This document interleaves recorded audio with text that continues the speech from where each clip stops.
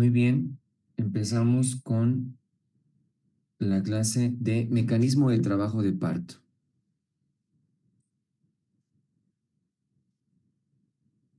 Les pongo un pequeño caso clínico. Se trata de una mujer de 26 años de edad, primigesta, sin antecedentes médicos de relevancia, cursando a la semana 39 de gestación. Acude al hospital con contracciones regulares cada 5 minutos, dolor abdominal bajo y ruptura espontánea de membranas hace 2 horas. La paciente presenta una dilatación de 6 centímetros con borramiento del 90% y la cabeza del feto en presentación cefálica en la estación -1, ¿ya? Se produce a evaluar el progreso del trabajo de parto. Vamos a hacer un pequeño repasito anatómico, ¿ya? En el examen anterior, por si acaso, les han hecho algunas preguntas de anatomía, ¿ya? Si bien en el libro de ginecología no está, digo, en su pensum de ginecología para este examen no está anatomía ginecológica, tal vez como lo tenían en ciencias básicas y anatomía, de ahí le pueden ver, pero les han preguntado acerca del himen, les han preguntado acerca de vulva y una de las preguntas fue los planos de Hodge. Tenemos 4 planos de Hodge. El primer plano es aquel que corresponde a una línea que empieza desde el promontorio y termina en el borde superior de la sínfisis del pubis. El segundo plano es de la segunda vértebra sacra hasta el borde inferior de la sínfisis del pubis. El tercer plano es una línea equidistante entre la cuarta y quinta vértebra sacra y que pasa a nivel de las espinas ciáticas. Y el cuarto plano de Hoye corresponde a, desde la punta del coxis hacia el infinito, una línea que pasa paralela al tercer plano, ¿ya? Eso quiere decir que cada plano de Hoye es como si habláramos de un piso. Y el bebé tiene que descender desde el cuarto piso a planta baja. Así lo vamos a simular cuando hablamos de planos de Hodge, ¿ya? Mecanismo de trabajo de parto. Se refiere a todos los movimientos y todas las sucesiones que va a hacer el producto durante el trabajo de parto y especialmente en periodo expulsivo para que éste pueda ser exteriorizado. Es decir, toda la mecánica que va a realizar para sortear el canal óseo del parto en especial, ¿ya? En un mecanismo de trabajo de parto en general, destacan 6 tiempos, que obviamente lo vamos a hablar cuando también lo desglosamos cuando hablamos de vértice, que es lo más frecuente que ocurra, ¿no? Uno es la acomodación al estrecho superior, es decir, el producto va a disminuir parte de sus diámetros, ya sea por apelotonamiento o sea por la fuerza contráctil que vaya a tener el útero, y que se va a acomodar en función a los diámetros del estrecho superior de la pelvis, ¿ya?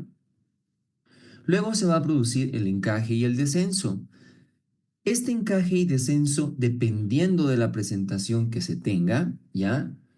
Lo va a realizar tratando de sortear de manera cuasi exacta entre el primero y el segundo plano, ¿ya?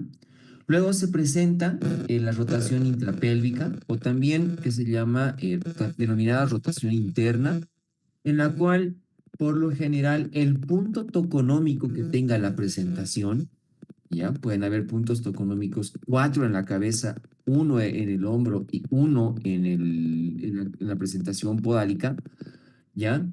La idea es de que el punto toconómico se vaya hacia el pubis y por ende tenga una mejor perspectiva anteroposterior para luego realizarse el desprendimiento del polo, ¿no?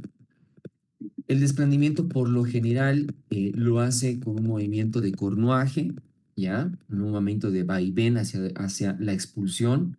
Y una vez que sale la presentación, empieza la rotación extrapelviana o también llamada rotación extrapélvica, ¿ya?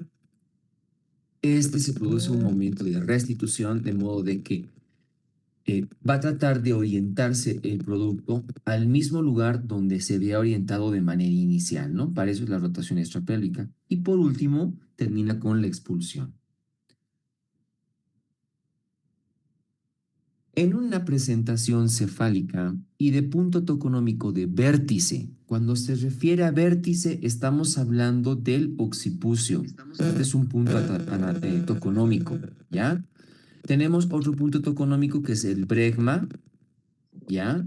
Tenemos otro punto toconómico que es la nariz y tenemos otro punto toconómico que es el mentón. De todas las variantes encefálica, la variante de occipucio o también denominada de vértice es la que más la que más ocurre, ¿ya? El índice de presentación es la que más se ocurre, ¿ya? Por lo tanto, la acomodación al estrecho superior en una variante de vértice va a ocurrir de la siguiente manera.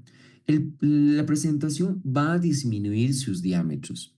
En vez de ser occipito frontal, se va a cambiar en un suboccipito frontal, ¿no? ¿Qué quiere decir? Que va a disminuir en un diámetro de lo que era 12 y va a disminuir a 10.5.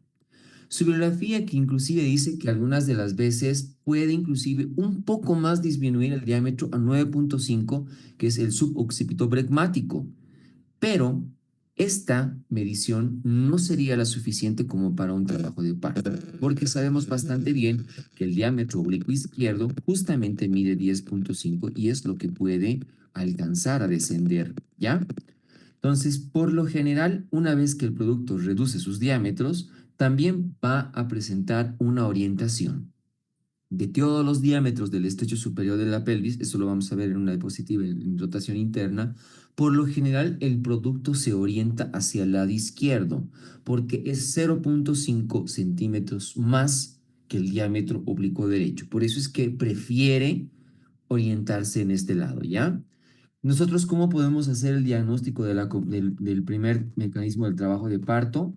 Vamos a encontrar al producto en el primer plano, insinuado en el primer plano, ¿ya? Luego se produce el encaje y el descenso. Todos sabemos bastante bien que los parietales del producto no están totalmente unidos, ¿ya? Sabemos bastante bien que las fontanelas se cierran inclusive entre el 6 meses y los 18 meses de nacido el producto. Eso quiere decir de que los parietales, como pueden ver, no van a converger muchas de las veces entre sí, ¿ya? Pero si de casualidad lo hicieran, es decir, los dos parietales convergen a la par, se llama sinclitismo, pero que se llama muchas de las veces ocurre asinclitismo. ¿Qué quiere decir? Un parietal desciende para luego descender el otro.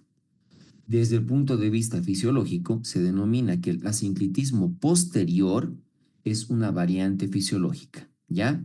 Ya sea el sinclitismo y el asinclitismo posteriores son variantes fisiológicas. El asinclitismo anterior, es decir, que primero salga el parietal anterior, sería una variante distósica, ¿no? Porque el producto se va a impactar hacia el sacrocoxis, ¿ya? ¿Cómo realizamos el diagnóstico del encaje del descenso? Ya lo podemos realizar mediante el método de Farabeu, que consiste en la introducción de los dedos entre la presentación y el pubis y el coxis, o lo que más se utiliza, los planos de Hodge, que lo vamos a ver adelante cuando decimos que una presentación está insinuada, fija, encajada y profundamente encajada. Rotación intrapélvica. El producto tiene la finalidad de mover el occipucio o el vértice hacia el pubis.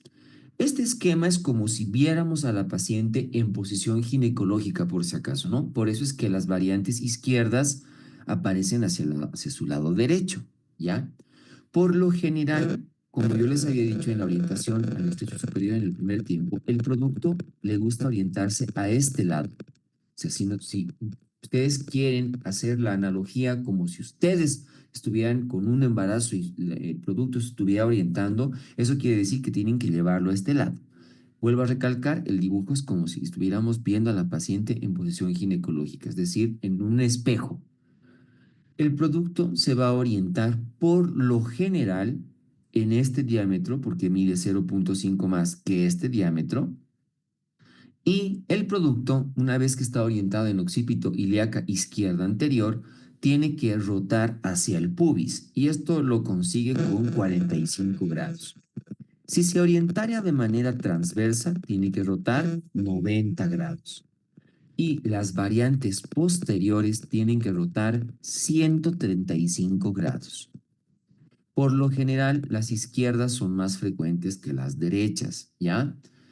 En relación a presentación. La bibliografía dice, ¿no? Primero occipito ilíaca izquierda anterior es la más frecuente, le sigue la occipito ilíaca derecha posterior, le sigue la occipito ilíaca izquierda posterior y la más rara es la occipito ilíaca derecha anterior, ¿ya? Entonces, el producto va a rotar de modo de que el punto toconómico tiene que ir hacia el pubis, ¿ya? En el 98% de los casos los bebés siempre nacen mirando el suelo y es porque el occipucio se ha orientado hacia púbica, ¿ya? Y esta rotación intrapélvica por lo general coincide con el primer tiempo de hombros en el que se acomodan también al estrecho superior, ¿no? Por lo general, si el producto ha rotado a púbica, muchas de las veces los hombros hacen su acomodación al mismo lugar, digo, en sentido contrario o es decir, transversal a lo que se había orientado para en un principio el occipucio, ¿no? ¿Qué quiere decir? Si se ha orientado en occipito ilíaco izquierda anterior, los hombros están así, ¿no? Perpendiculares, transversales. ¿Cómo se hace el diagnóstico de la rotación intrapélvica? Con la palpación de las fontanelas, ¿no? Si encontráramos la B del lambda hacia adelante, es que el producto ha cumplido su rotación intrapélvica. Desprendimiento. Una vez que el producto ha rotado y como podemos ver, ¿no? Claramente el occipucio se ha ido hacia el pubis, el producto va a realizar un movimiento de deflexión, ¿no? Se dice que primero logra su extensión máxima, aquí tal vez sí el producto alcanza el diámetro suboccipito bregmático y luego realiza una deflexión para la salida de la cabeza del producto. Coincide la salida del producto con el segundo tiempo de los hombros, ¿no? Que es el encaje y el descenso de los hombros, ¿no? Van a descender los hombritos y van a sortear el estrecho superior. Luego va a ocurrir una rotación extrapélvica, el cual se denomina también movimiento de restitución, el cual el producto va a nuevamente orientarse en el mismo diámetro por lo cual había estado o el que le es más facilitorio pero al mismo lado. ¿Qué quiere decir? Que las variantes posteriores probablemente sí solamente van a ir y ya no van a rotar 135 de nuevo, sino solo 45, pero al mismo lado, ya sea izquierdo o derecho, de donde se han orientado, ¿ya? Este movimiento de restitución o rotación extrapélvica coincide con el tercer tiempo de los hombros que se acomodan al estrecho inferior.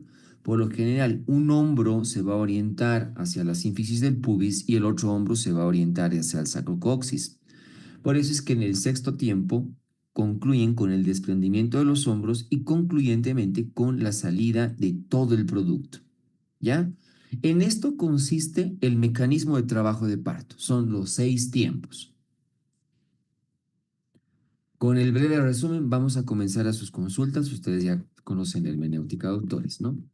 Pregunta número 1. El proceso en el cual la presentación disminuye su volumen, sea por apelotonamiento o modelado, corresponde a acomodación al estrecho superior, encaje y descenso, rotación intrapélvica, desprendimiento o rotación extrapélvica.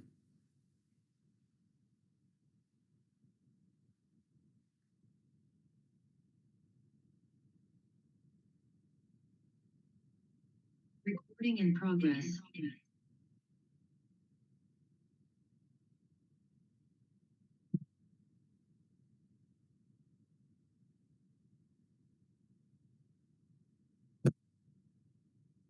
Esta situación del apelotonamiento, ¿no? Es para la reducción de diámetros y la orientación al estrecho superior, ¿no? Correspondiente al primer tiempo.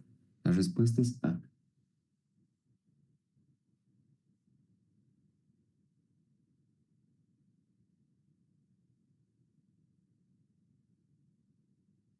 La acomodación al estrecho superior. La presentación se orienta preferentemente al diámetro anteroposterior, transverso, oblicuo izquierdo, oblicuo derecho o ninguna es correcta.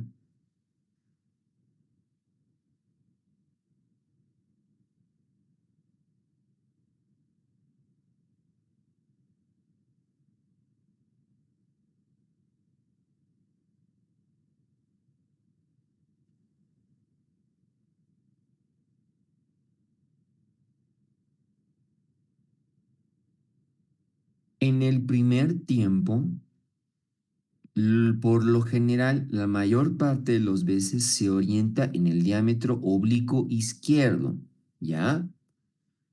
No tanto en el oblicuo derecho. ¿Por qué en el oblicuo izquierdo? Porque mide 0,5 centímetros más que el derecho. La respuesta es sí.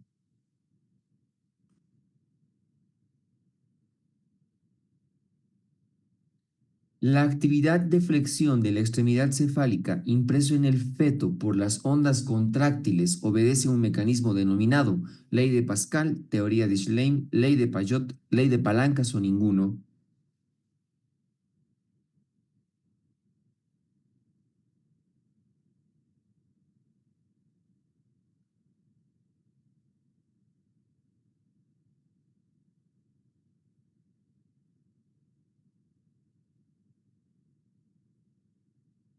Durante el trabajo de parto, los cambios de actitud y de orientación no son fenómenos activos, sino pasivos de la cabeza, sin tener en cuenta que la flexión de la extremidad cefálica, el mentón sobre el esternón, es la actitud natural que imprime el feto a las ondas contráctiles del útero.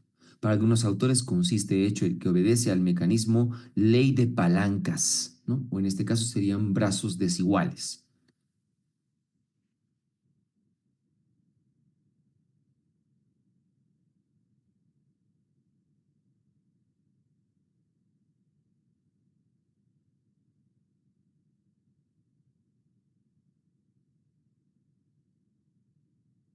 La teoría o ley que refiere, si un cilindro movible y de flexibilidad distinta se le impone doblar un codo en un tubo, debería girar todo lo necesario hasta que la dirección de su facilum de flexión coincida con aquella que se ha de verificar en la inflexión. Se le denomina ley de Pascal, teoría de Schlein, ley de Payot, ley de palancas o ninguno.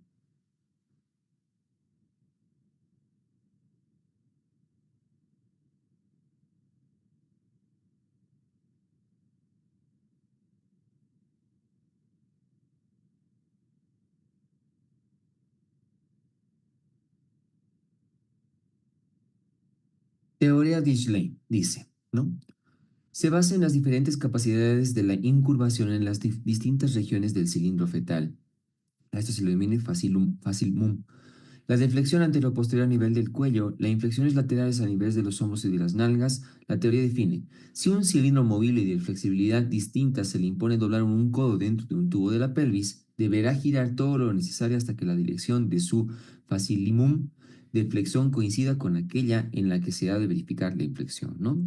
A esta ley se le denomina como la teoría de Schlein.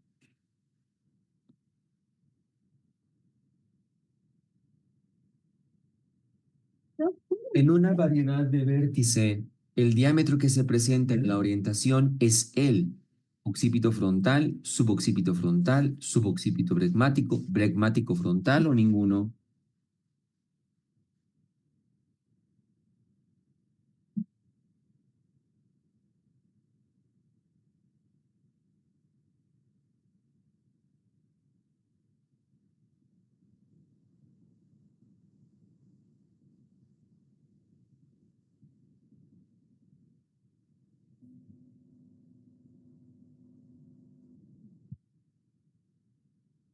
Bueno, aquí podemos ver claramente, ¿no? Los diámetros.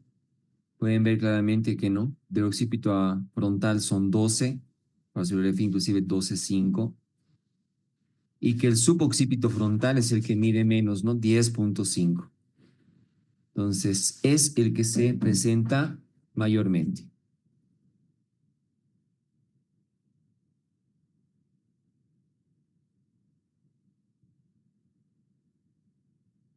Una presentación de vértice encajada corresponde a primer plano de Hodge, segundo plano de Hodge, tercer plano de Hodge, cuarto plano de Hodge o el quinto plano de Hodge.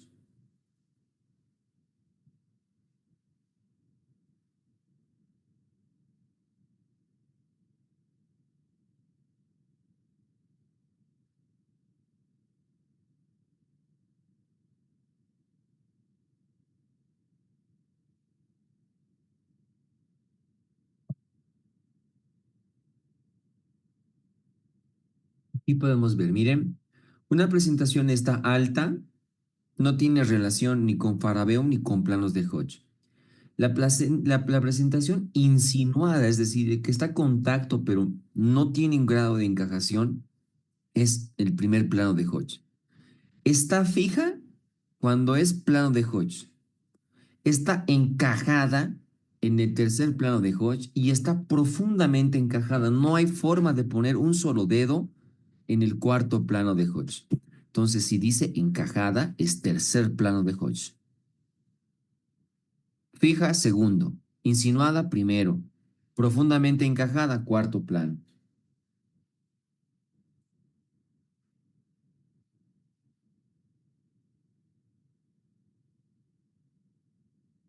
El plano que corresponde a la línea que pasa a la segunda vértebra sacra al borde inferior del pubis corresponde a primer plano de Hodge, segundo plano de Hodge, tercer plano de Hodge o el cuarto plano de Hodge.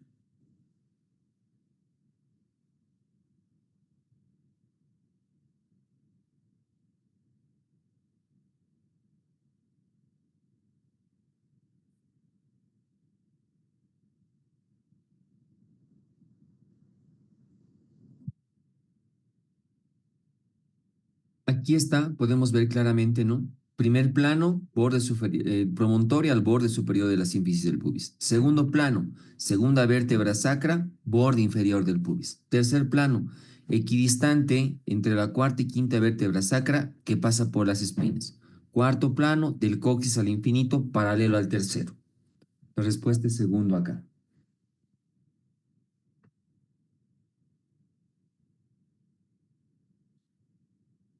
En el tercer tiempo, la cabeza rota para que la sutura sagital se encuentre en el diámetro oblicuo izquierdo, oblicuo derecho, anteroposterior, transverso o ninguno.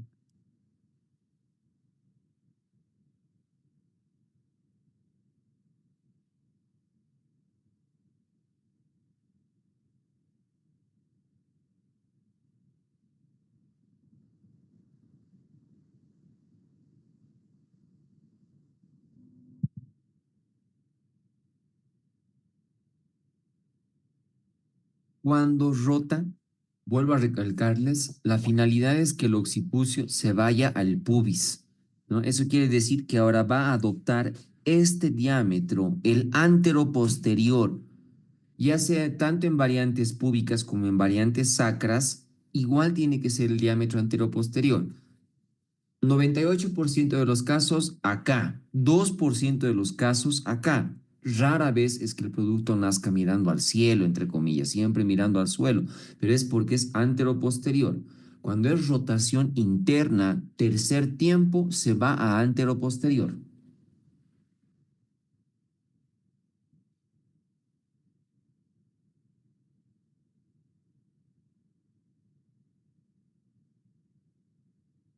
¿Cómo se realiza el descenso normal del feto en el segundo tiempo del mecanismo de parto? En asinclitismo posterior, asinclitismo anterior, sinclitismo, A y C o ninguno.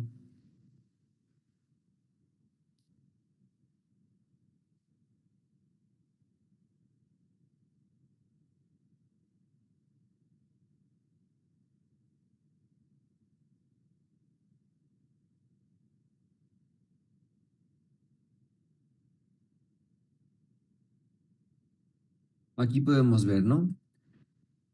¿Dónde está? Esta inclinación se iría corrigiendo para el encajamiento. ¿Dónde está? ¿Dónde está el punto? Por ello, la escuela francesa admitió como normal el descenso en asinclitismo posterior, es decir, el parietal posterior descendería primero, estando al principio en la estructura sagital más cercana. Esta inclinación se iría corrigiendo con el encajamiento para desaparecer progresivamente, lo que se traduce en la clínica por alejamiento de la estructura sagital en la pubis para quedar sinclítica, ¿no? El sinclitismo es la forma normal de encaje, ¿no? Entonces, tanto el posterior como el sinclitismo son normales.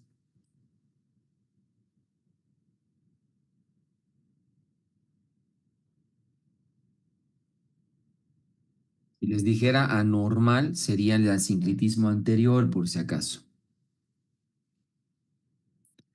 Si durante el trabajo de parto la sutura sagital se orienta de adelante hacia atrás y no es posible tocar las espinas ciáticas y tampoco introducir un dedo entre el plano óseo y la presentación, nos encontramos frente a acomodación en el estrecho superior, encaje y descenso, rotación interna, desprendimiento, rotación externa.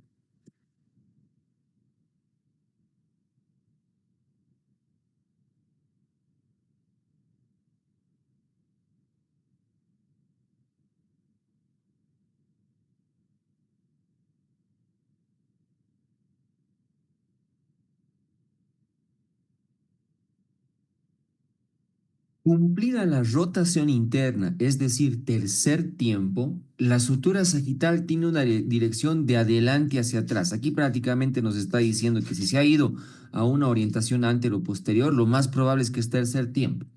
La fontanela posterior menor o lamboidea está debajo del pubis con su B característica, que dibuja un rombo con el arcuatum. La cabeza se halla profundamente encajada, no es posible tocar las espinas ciáticas y tampoco introducir un dedo entre el plano coxisacro y la presentación, ¿no? Rotación interna. Si se dice de adelante hacia atrás, ahí nos está diciendo que se ha orientado.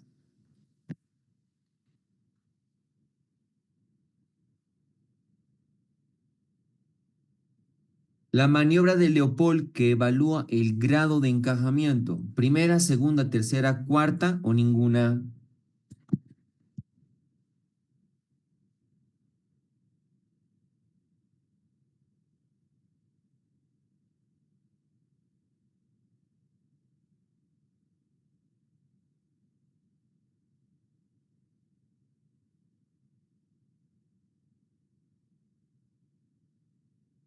Si bien en su bibliografía no está el tema de semiología obstétrica, les recomiendo que le den una leída porque del mismo modo entró una de las preguntas sobre maniobras de Leopold en el examen anterior, ¿ya? Primera maniobra sirve para saber situación, palpa el fondo uterino. Segunda maniobra es para posición, palpa los flancos del útero. Tercera maniobra, presentación unimanual, se encarga de ver el grado de presentación. Y la única maniobra de Leopold que sirve para grado de encajamiento, que es la única también que es a la cabecera de la paciente y se trata de rechazar la presentación para saber si está encajada, justamente es la cuarta maniobra.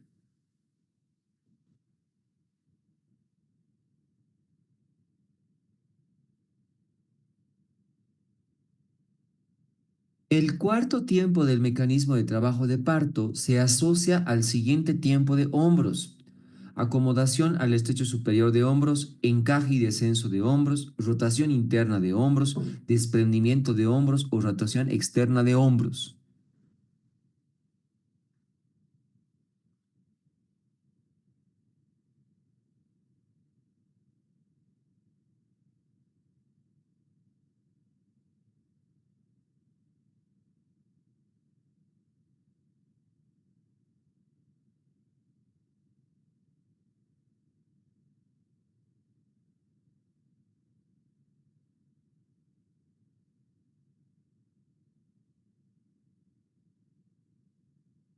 Sus respuestas a la mayoría los pesqué en esta.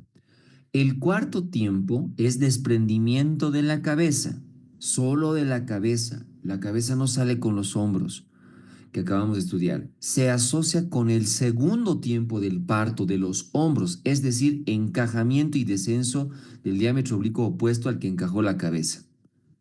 El cuarto tiempo es correlación con el segundo tiempo de hombros, que es encaje y descenso.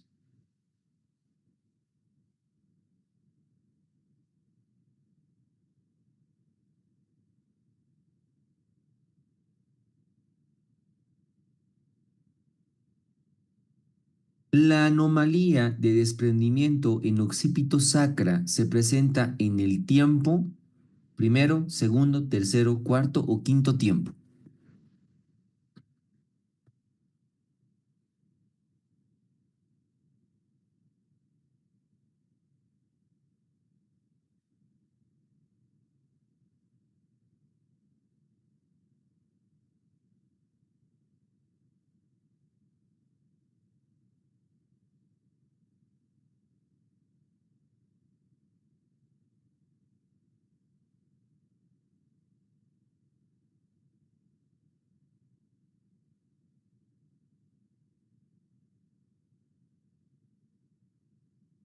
Desprendimiento. Cuando se desprende, se realiza en occipito púbica en el 98.5 de los casos y en occipito sacra en apenas 1.5 de los casos, ¿no?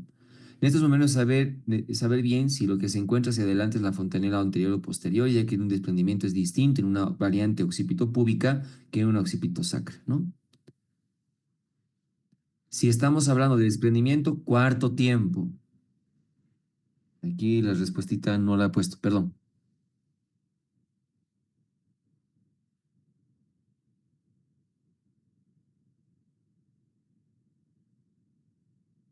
En el quinto tiempo, la acomodación de los hombros al estrecho inferior o rotación en el antero posterior, donde la cabeza orientada hacia arriba rota mirando hacia el muslo del lado de su posición.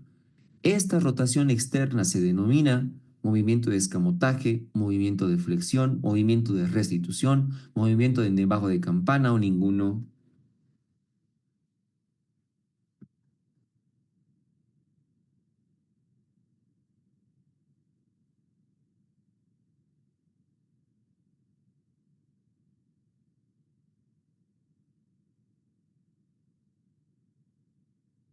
Este movimiento de los hombros al estrecho inferior, no, los hombros se hallaban en la excavación en el diámetro oblicuo, se colocan por rotación en el antero posterior. En este tiempo la cabeza, ya fuera de la vulva, cuya nuca estaba orientada hacia arriba, rota mirando hacia el mismo del lado de su posición. Es decir, si la posición era izquierda, hacia el muslo izquierdo. Si la posición era derecha, hacia el lado derecho. A este movimiento se le denomina movimiento de restitución.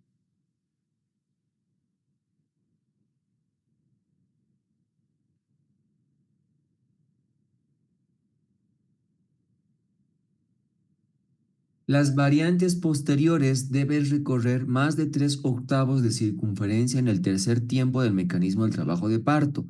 Por lo tanto, rotan 45, 90, 135 o 180 grados.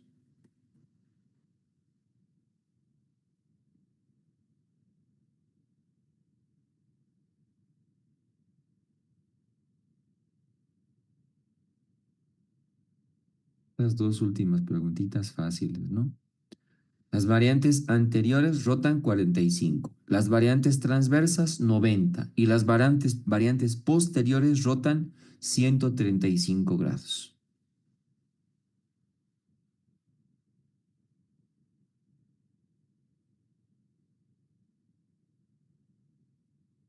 El trabajo de parto se divide en 4 estadios. Fase activa del primero, estando en comienzo una dilatación de 4 centímetros.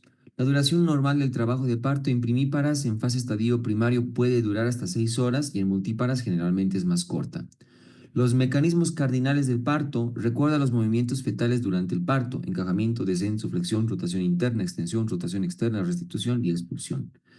Estación fetal define la posición del feto en el canal del parto en relación a las espinas isquiáticas, siendo cero la estación cuando el feto está a nivel de las espinas, ¿no? Prácticamente es como un al revés del Hodge cuando hablamos de las estaciones de Lee, pero no utilizamos nosotros. Todo es planos de Hodge. Presentaciones fetales. La presentación cefálica es la más común y favorable para el parto vaginal. Otras presentaciones como nalgas o transversas pueden requerir cesárea.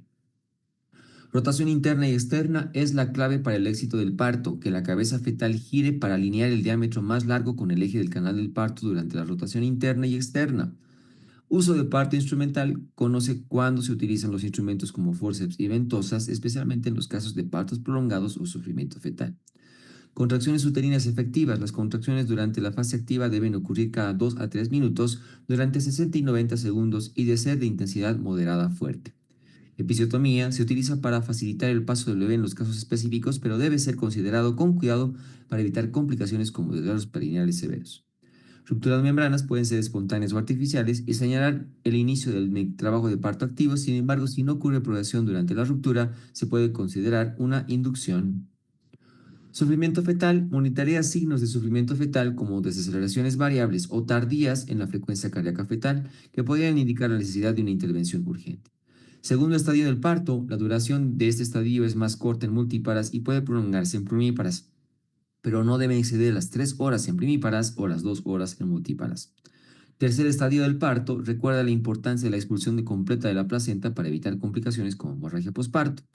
Cuarto estadio del parto, ese estadio incluye la monitorización inmediata de la madre para detectar hemorragias uterina, especialmente en las primeras 2 horas del parto. Complicaciones comunes están en las distocias, ya sea un trabajo de parto prolongado, distocia ósea, distocias dinámicas.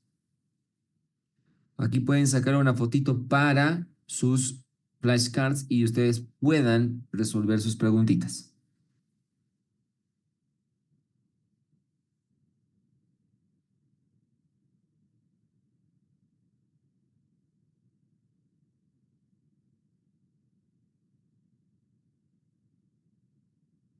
Sáquenle una captura de pantalla. Doctor, buenas noches. Yo que, bueno, no me ha quedado tan en claro, doctor, bueno, en lo personal, esto de los tiempos, doctor, en resumen, como es bastante la teoría, ¿cómo lo podrías resumir, especialmente el cuarto tiempo, doctor? O sea, ¿cómo más o menos puede ser el mecanismo para poderlo entender más rápido, doctor? El cuarto tiempo es expulsión de la cabeza. Fácil. El cuarto no se haga mucho problema. Donde todos se hacen problemas en la acomodación y en la rotación interna. La acomodación por lo general va a ser oblicuo, transverso, posterior. Y en la rotación interna se tiene que ir a antero-posterior.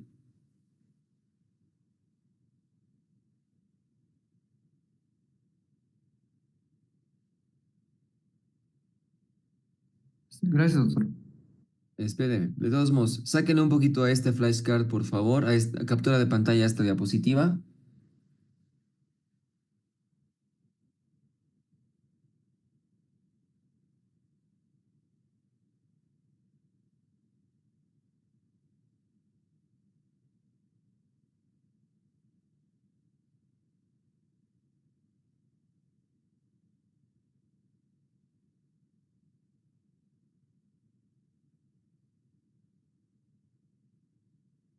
Espérenme un segundito.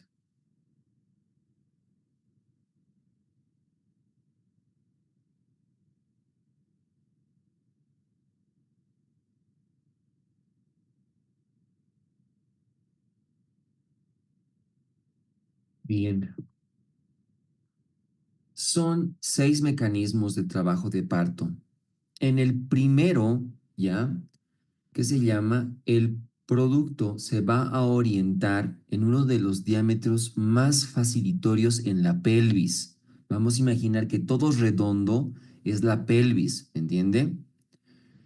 Y esta pelvis es, como les decía hace rato, yo la estoy viendo a la paciente en posición ginecológica. Si ustedes quieren hacer, ¿qué se llama? La simulación en sus propias pelvis, gírenlo, porque yo la estoy viendo a la paciente al revés.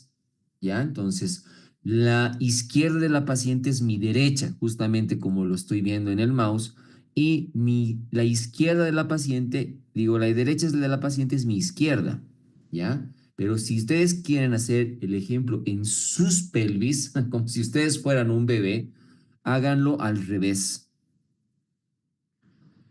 Las variantes izquierdas es la que escoge más el producto, porque este diámetro izquierdo para la orientación, para el primer tiempo, mide 0,5 centímetros más que este lado. Por eso es que en la orientación es este, pero también puede ocurrir este. También puede ocurrir transverso, pero es súper raro. Luego de que se orientan, encajan y descienden, ¿ya? Y luego de eso, a como se hayan orientado, tienen que rotar para que el punto toconómico, en el 98%, bueno, el 96% de los casos, que es el occipucio, la parte occipital del producto, va a rotar y se tiene que ir al pubis. Por lo tanto, el producto va a empezar a mirar el suelo o va a mirar el cielo si quieren ser distóxicos, ¿ya? Pero ¿qué ha hecho? De lo que estaba en un diámetro oblicuo, ha ido a un diámetro anteroposterior. Esa es la finalidad de la rotación, que se vaya a anteroposterior. Una vez que el producto alcance el anteroposterior, ya solamente tiene que desprenderse.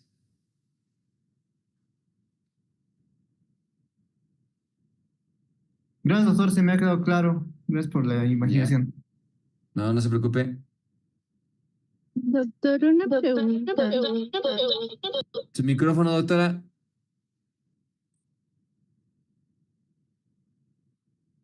Mande.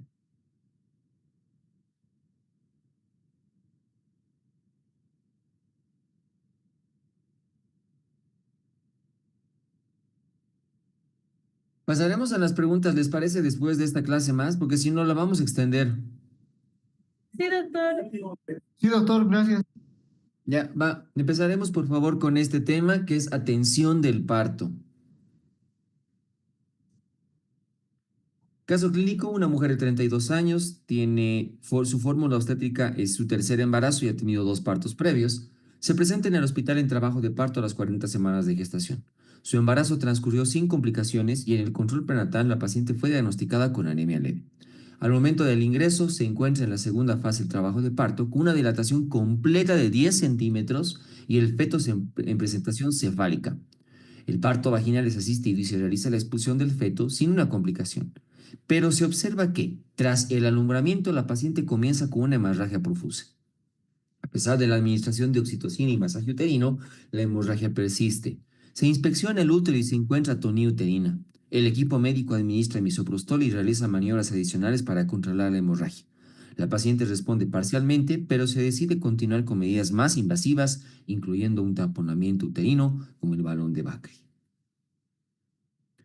Bien, todo centro de salud debería contar con ciertos requisitos o ciertas condiciones para poder atender un trabajo de parto. Pero más que condiciones deberían ser lo que se llama obligaciones, ¿no? Deberíamos tener la posibilidad de evaluar a la paciente y de evaluar nuestros materiales por los cuales deberíamos atender. En lo posible deberíamos contar con una mesa, una sala de atención de partos que tenga una conexión al quirófano en casos de emergencia. La posibilidad de utilizar anestésicos es muy buena medida, ¿ya? Especialmente en aquellos partos donde la paciente desea realizar su analgesia. Prácticamente la única analgesia que existe es la anestesia peridural. Deberíamos tener la posibilidad de transfundir hemoderivados en casos de hemorragia posparto. Por ende, deberíamos contar con un servicio de laboratorio que nos dé la característica de sangre de la paciente y la posibilidad de encontrar sangre a la brevedad posible. Por lo menos en nuestro medio esto es utópico, ¿no? Deberíamos tener las capacidades de realizar tratamientos y de reacción ante cualquier adversidad en el trabajo de parto. Contar con sala de neonatología para atender a tanto recién nacidos a término como pretérminos y contar con servicio de transporte si deberíamos referir a otro nivel de complejidad del embarazo que estemos atendiendo. Una vez que la paciente embarazada acude al servicio de salud, ¿no? Tenemos que tener en cuenta las siguientes situaciones. Deberíamos tratar de tener un bienestar materno, tratar a la paciente con mucha amabilidad y amigabilidad, entender y prácticamente satisfacer las necesidades que tiene la paciente en función a su trabajo de parto, ¿no? Con eso vamos a lograr un bienestar materno. El bienestar materno con todas las actividades incluidas educativas de fomento favorecen de manera considerable el trabajo de parto por parte de la mamá. Darle siempre apoyo emocional, es decir, que si no hay alguien que la acompañe, porque el acompañamiento de la paciente es muy favorable, ¿sí? Deberíamos realizarlo el personal de salud, ¿ya? Y siempre deberíamos realizar el diagnóstico por el cual la paciente se encuentra. Nos ayuda muchísimo el partograma. El partograma es una hoja que la inventó la Organización Mundial de la Salud, que en toda paciente que con 4 centímetros de dilatación se comienza este partograma y podemos evaluar todo su trabajo de parto.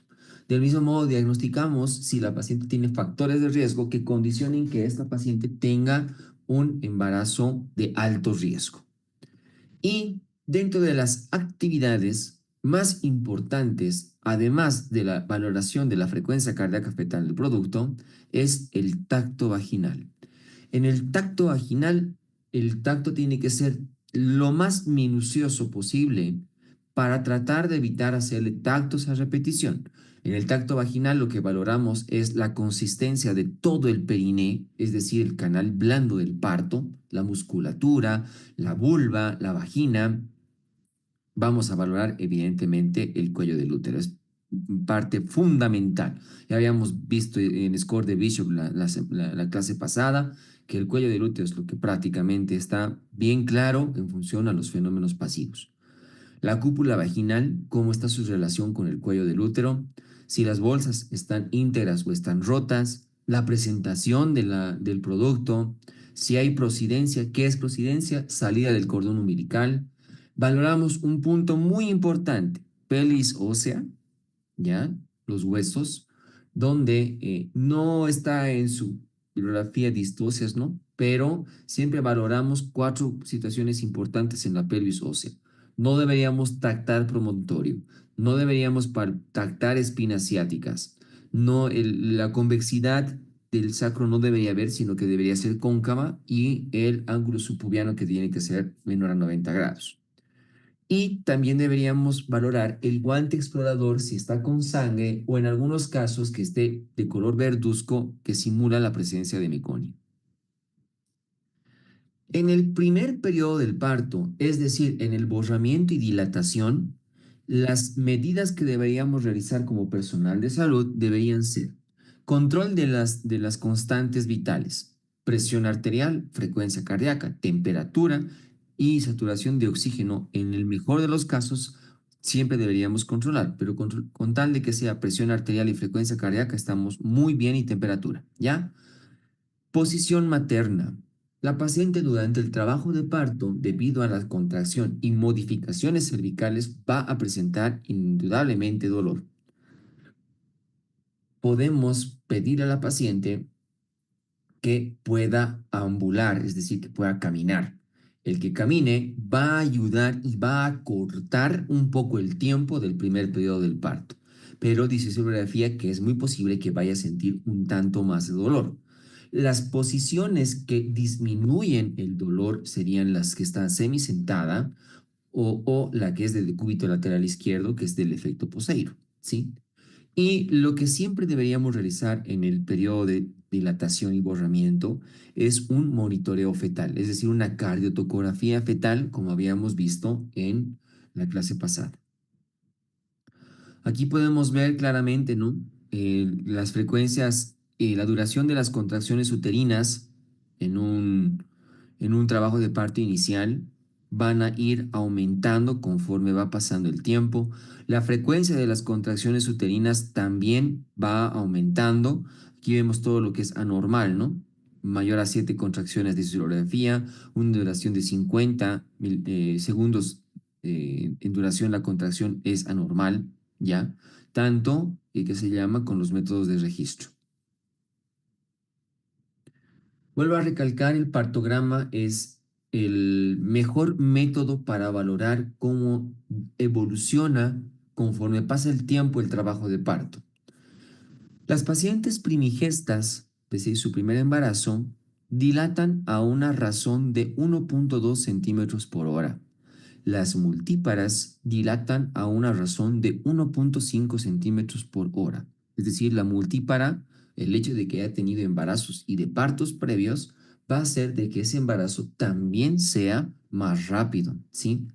El partograma siempre se inicia con 4 centímetros de dilatación sobre la curva de alerta y se va valorando en función al paso del tiempo cómo va aumentando la dilatación. Todo caso que la dilatación pase la línea de acción simula de que el personal de salud tiene que realizar alguna medida. Si las condiciones son favorables en función al producto y la mamá para que ese trabajo de parto continúe, se deberá realizar conducción de trabajo de parto con oxitocina. Si las condiciones son desfavorables para la mamá o para el producto, se terminará el embarazo por cesárea. ¿Ya? Aquí podemos ver que del 4 para abajo, si bien hay números, pero estos números corresponden al descenso cefálico. Acabamos de ver el mecanismo de trabajo de parto. Son 4 planos de Hodge correspondientes a estos 4 planos también en función a su descenso. Por lo general, los descensos son más en el periodo de dilatación completa y periodo expulsivo, siempre que se correlacionen en ese momento. Una forma de acelerar el trabajo de parto es realizando la amniotomía, es decir, romper la bolsa de manera artificial. El romper las membranas acelera un tanto el trabajo de parto, pero también sirve como diagnóstico para saber la calidad del líquido amniótico que se tiene, ¿no? Entonces aquí tenemos para desglosar, que se llama indicaciones de la amniotomía, que es un trabajo de parto detenido, ¿no? A modo de hacer conducción se puede realizar ruptura de la bolsa. Vuelvo a recalcar, sirve para cortar el tiempo. Cuando yo sospecho de que el producto está entrando en sufrimiento fetal, rompo bolsas para ver si no hay meconio. En casos de óbito fetal, para acelerar y para ver el grado de maceración que pueda tener el producto. En placenta previa sirve como se llama método de Pusos. Sirve para disminuir la presión intraamniótica y pueda disminuir la hemorragia. No se realiza hoy en día, pero su bibliografía la menciona. Lo mismo con el desprendimiento de placenta enorme inserta. Sirve para disminuir la presión intraamniótica y por ende también pueda disminuir la hemorragia. Y en casos de polidramnios sirve para que el producto se encaje, ¿no? Tenemos indicaciones de amnotomía. Una vez que la paciente ha llegado al periodo de dilatación y borramiento completos, vamos a pasar al segundo estadiaje del trabajo de parto, que es el periodo expulsivo. En el periodo expulsivo, ¿cuáles son las medidas que deberíamos realizar frente a la paciente? Asepsia de la región vulvovaginal. Esto sirve para mantener más estéril el trabajo de parto. Una buena medida está con el vaciamiento de la vejiga. Podemos utilizar una sonda Neonatal, una sonda Foley para vaciar la vejiga. El que se vacíe la vejiga permite un mejor encaje y descenso del producto. Posición de la paciente. Se sugiere que la paciente elija ella la posición que más le favorezca para el trabajo de parto.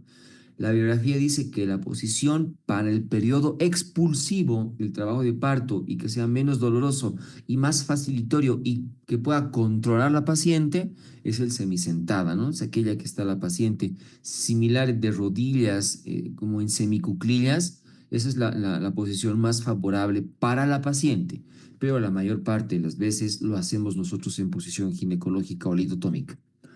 Participación, podemos dejar que los familiares participen con la paciente o que incluso en algunos casos, si se atiende por situaciones culturales, partero o partera deberían estar presentes. Periné es una excelente medida para evitar desgarros importantes, la protección del periné, que una de las maniobras más importantes consta en, con una mano y con una compresa, apretar la horquilla posterior en relación al rafe posterior para que éste no se pueda desgarrar. Episiotomía. Se deberá realizar episiotomía solo en los casos con un periodo expulsivo prolongado o que sea dificultoso para la presentación, que consiste en el corte, ya sea mediana, siguiendo una línea del rafe posterior hacia el ano, medio lateral, que es desde el rafe posterior, inclinando la tijera hacia en diagonal, o lateral, que es la que no se utiliza, ya, porque es la que más sangra, que está en el borde del labio mayor de la vulva correspondientemente, ¿ya? Y luego deberíamos hacer la rutina de nacimiento, que consta en esperar a que deje de latir el cordón umbilical para recién clampear el cordón umbilical. Aquí muy claramente podemos tener un resumen de las actividades, protección de del periné y tratar de que el producto salga lo más lento posible cuando está en periodo expulsivo para que no hayan desgarros.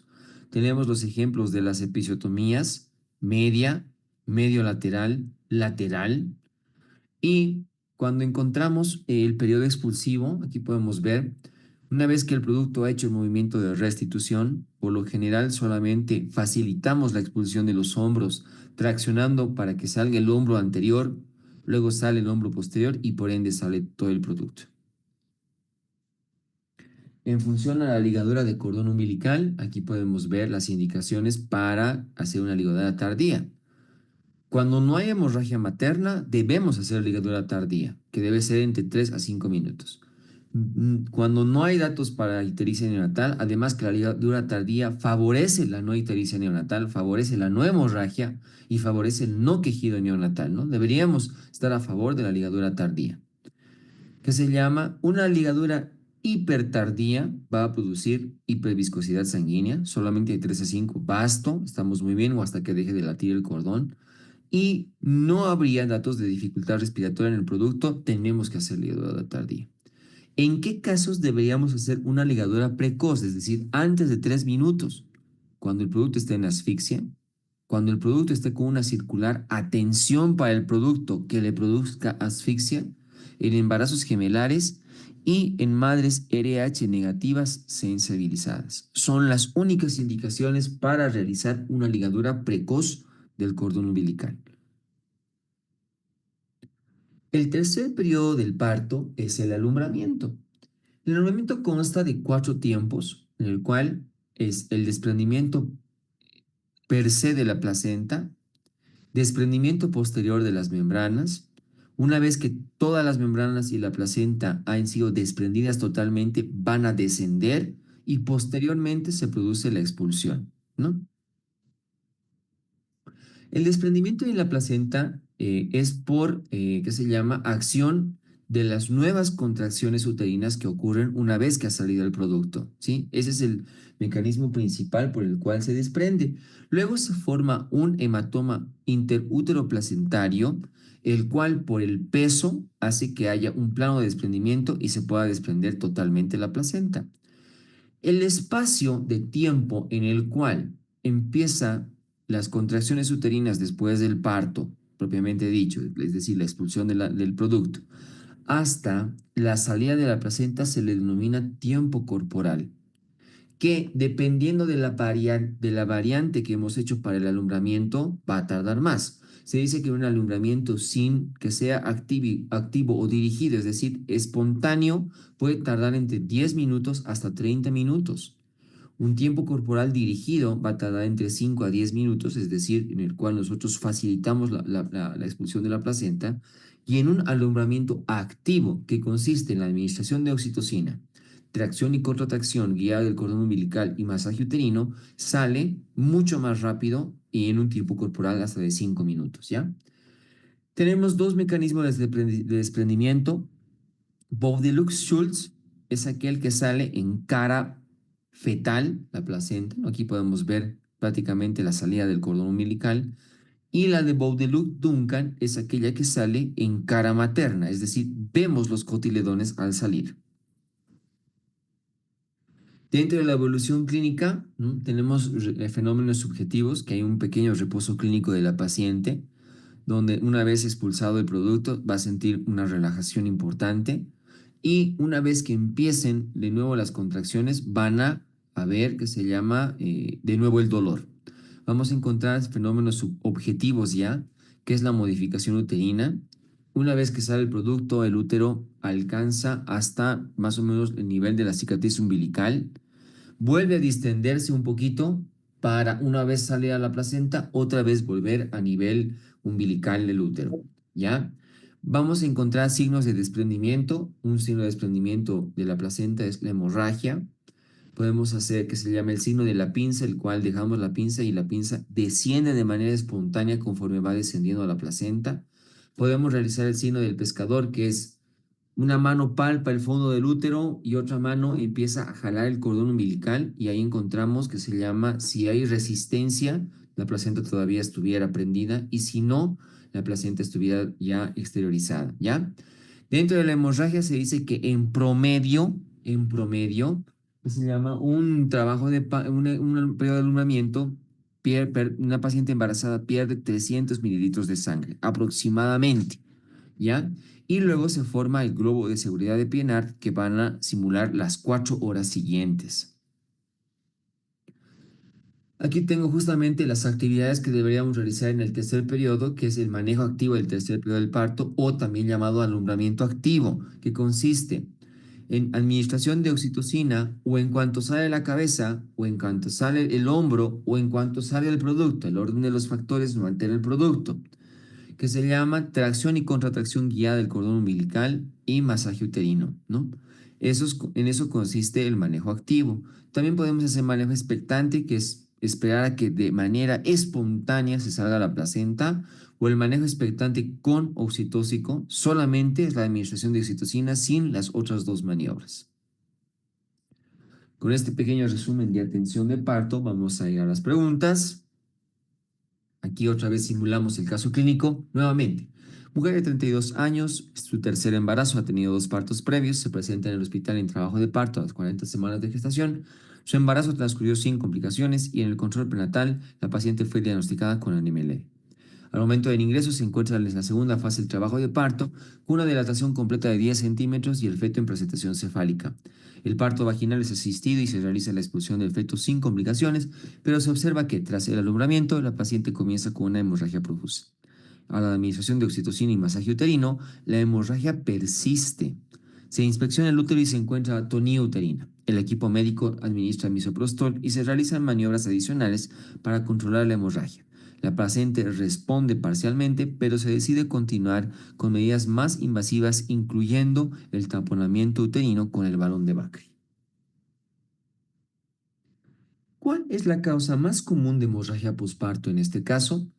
Retención de restos placentarios, trauma del canal del parto, atonía uterina, rotura uterina o coagulopatías.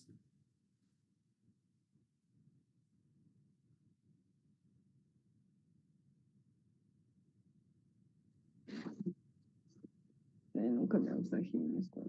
¿Qué es la causa más común de hemorragia post?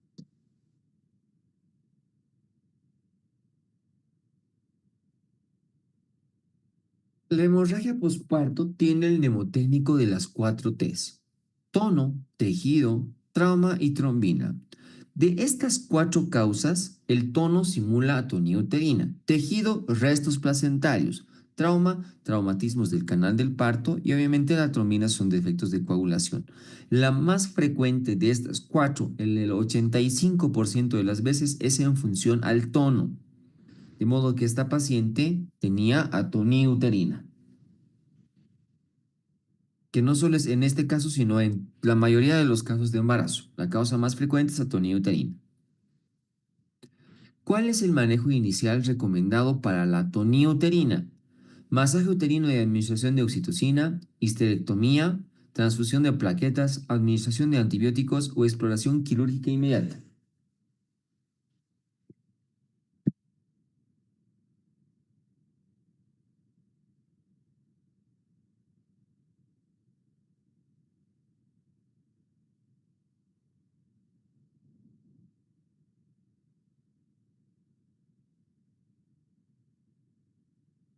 No solo como manejo activo, sino las mismas medidas están incluidas para el tratamiento de la hipotonía uterina de manera inicial. Oxitocina, masaje uterino, una vez que obviamente haya salido la placenta ya no hacemos tracción y contracción, ¿no? Entonces el manejo inicial es masaje uterino y administración de oxitocina.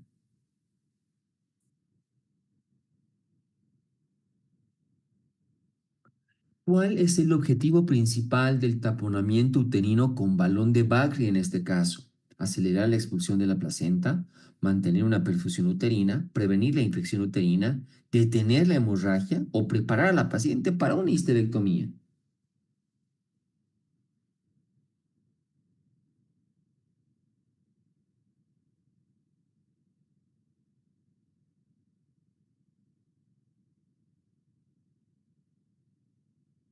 Las medidas que podemos realizar a pesar de la administración de oxitóxicos y de masaje es compresión bimanual, compresión de la aorta, pero el mejor método es introducir un balón. Esto es para disminuir hemorragia. La paciente no va a fallecer por la atonía, sino va a fallecer por la hemorragia, ¿no? Entonces, por eso es que el balón detiene la hemorragia.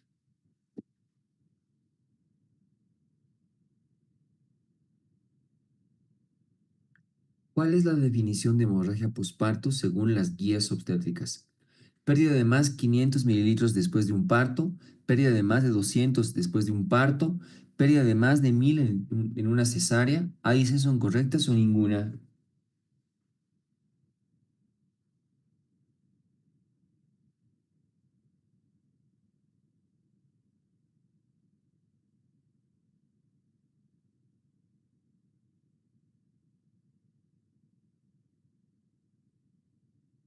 Su bibliografía hace la referencia. Una pérdida hemática de más de 500 mililitros en un parto y más de 1000 mililitros en una cesárea se considera hemorragia obstétrica. Aquí la respuesta es A y C.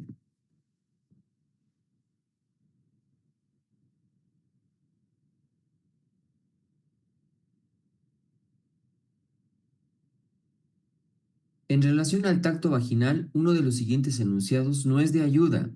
Deberá valorar pelvis ósea, deberá valorar dilatación y borramiento, deberá valorar implantación del vello pubiano, deberá valorar la presencia de sangre mecáneo o deberá valorar la característica de las bolsas.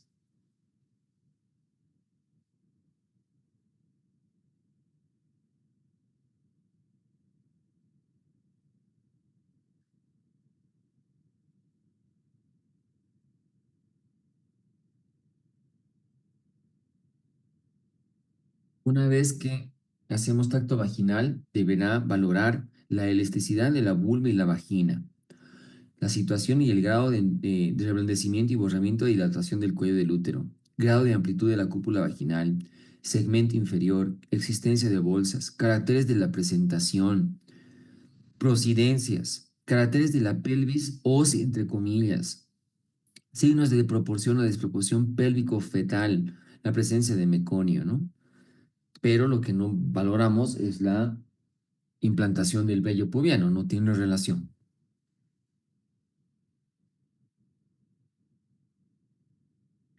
¿Cuál posición de la madre ha demostrado que acorta significativamente la duración del periodo de dilatación? Primer periodo, horizontal en la cama, deambulación, sedestación, decúbito lateral izquierdo, decúbito lateral derecho.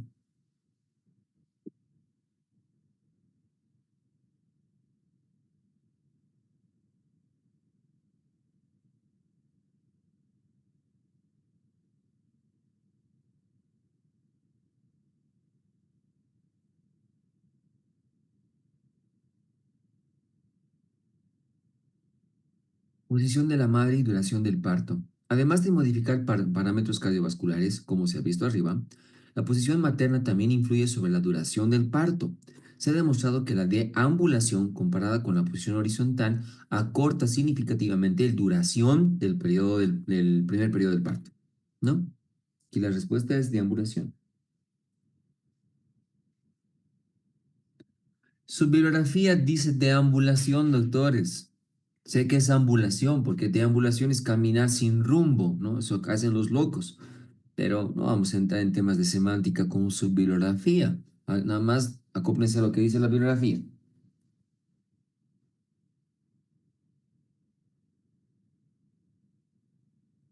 Dentro de las variaciones clásicas asociadas a las contracciones, ¿cuál de ellas presenta una desaceleración máxima que coincide en el espejo con el acme de la contracción?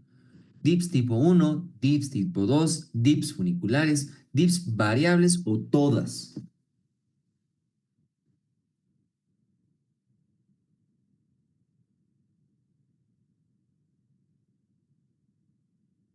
En un examen pasado les han preguntado similar para los dips.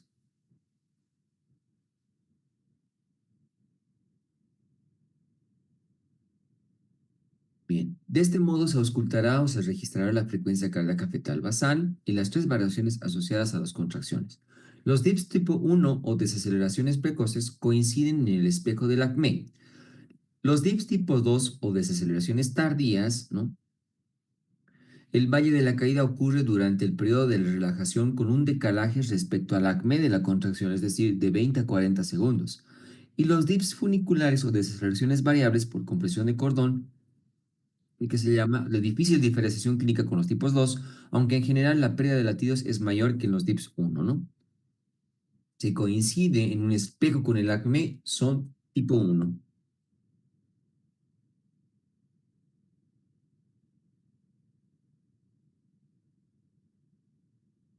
La amniotomía precoz está restringida a las siguientes situaciones, excepto trabajo de parto detenido, necesidad de acortar el tiempo de dilatación por alguna sospecha de patología materno-fetal, sospecha de sufrimiento fetal agudo, trastorno hipertensivo del embarazo o feto muerto con malformaciones congénitas.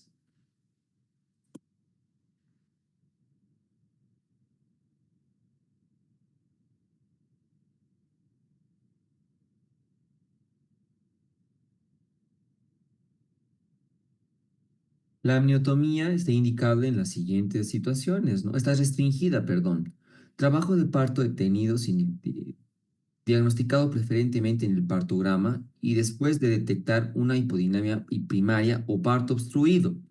Necesidad de acortar el tiempo de dilatación ante la sospecha de sufrimiento fetal, feto muerto con malformaciones severas, hemorragia por placenta previa, desprendimiento prematuro de placenta no inserta o polidramios, ¿no? Estas son las causas donde la amniotomía precoz, que se llama, son indicaciones, ¿no?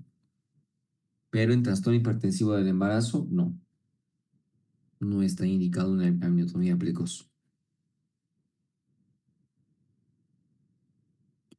Si se presenta una ruptura prematura de membranas en una paciente con VIH, ¿a las cuántas horas de la ruptura se aumenta el riesgo de infección perinatal?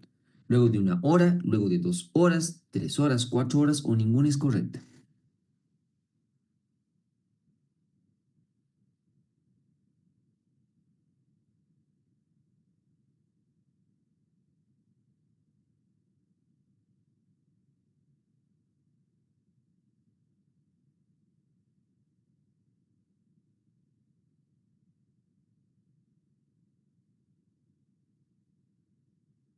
En las mujeres infectadas por VIH, el riesgo de transmisión perinatal vertical aumenta por hora de duración de las rupturas de membranas. Riesgo de transmisión. Si otros factores de riesgo están controlados. El parto producido más allá de 4 horas de ruptura prematura de membranas puede llevar el doble de riesgo de transmisión de VIH, probablemente debido al mayor tiempo de exposición del niño a fluidos, ¿no? Transmisión por hora, pero ¿cuándo es ya una infección como tal? Luego de 4 horas.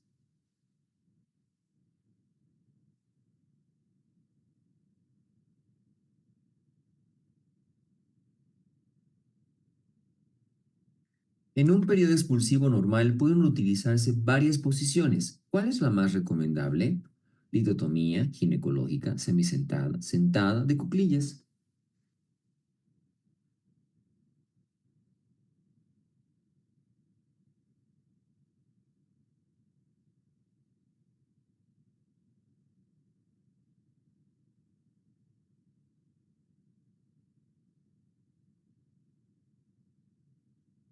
En un periodo expulsivo normal pueden utilizarse varias posiciones. La litotomía, la ginecológica, la semisentada, ¿no? Pero con un respaldo de inclinación 130 grados.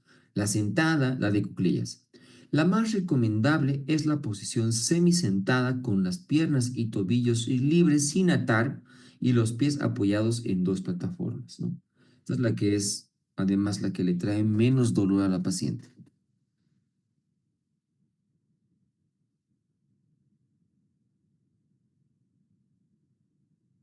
En el periodo expulsivo del trabajo de parto, una de las siguientes no es una medida de protección del perineo.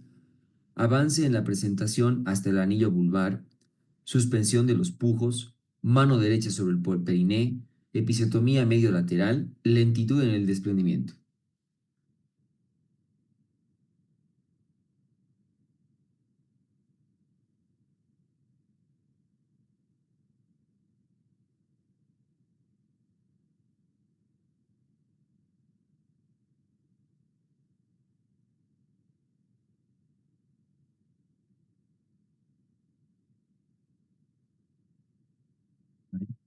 A muchos esta les pesqué. Para proteger el periné se procederá con la siguiente manera. Se permitirá el avance de la presentación manteniendo su flexión hasta que la circunferencia suboccipitopremática haya traspasado el anillo vulvar. Se solicitará a la parturienta suspender los pujos y mantener su respiración jadeando. Se enlentecerá el desprendimiento apoyando la mano izquierda sobre la presentación para que la deflexión se realice lentamente, a los fines de distender progresivamente los tejidos y así evitar desgarros. Se colocará la mano derecha aprovista de un apósito sobre el periné, abarcando entre el pulgar de un lado y los dedos restantes de la mano, ¿no? Y se terminará el desprendimiento siempre con la máxima lentitud posible, con la salida de la frente, cara y mentón sucesivamente. Lo que no hacemos es episiotomía, no es una de las medidas de protección del periné.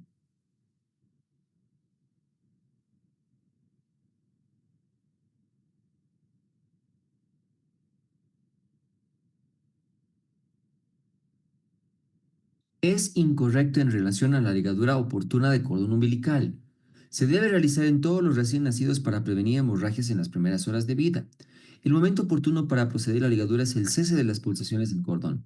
Con la ligadura pasan a la placenta al recién nacido alrededor de 200 mililitros de sangre. No está recomendada la ligadura precoz y la inmediata al nacimiento o todas son normales.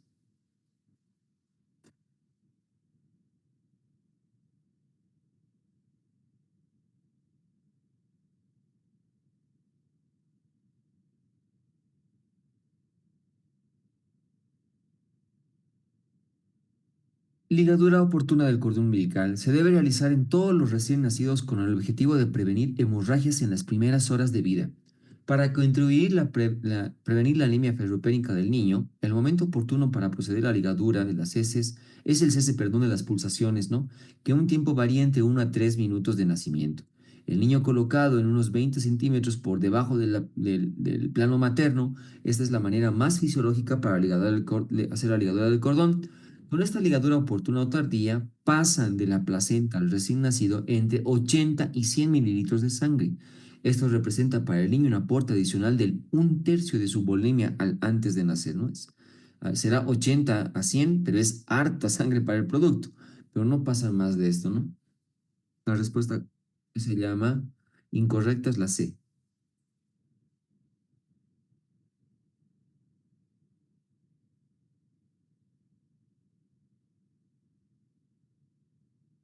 Una de las siguientes no constituye indicación para realizar la ligadura inmediata al nacimiento. Dificultad respiratoria del recién nacido, asfixia, circular el cordón apretada, embarazo gemelar, madre de RH negativo sensibilizada.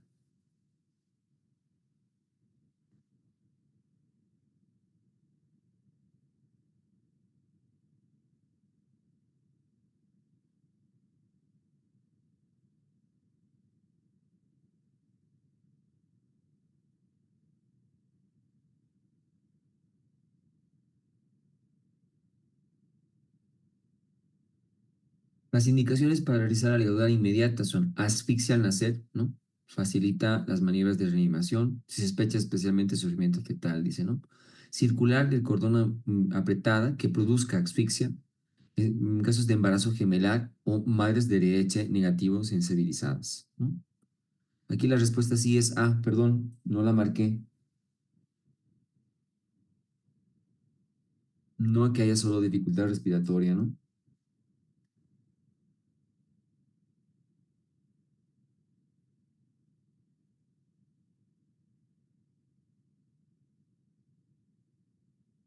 Uno de los siguientes no es un signo de desprendimiento de la placenta durante el periodo de alumbramiento. Reaparición de los dolores, salida de sangre por los genitales, disminución del diámetro transverso y descenso del útero después de haberse elevado hacia el ombligo, signo del pescador o el ascenso de la pinza de manera espontánea.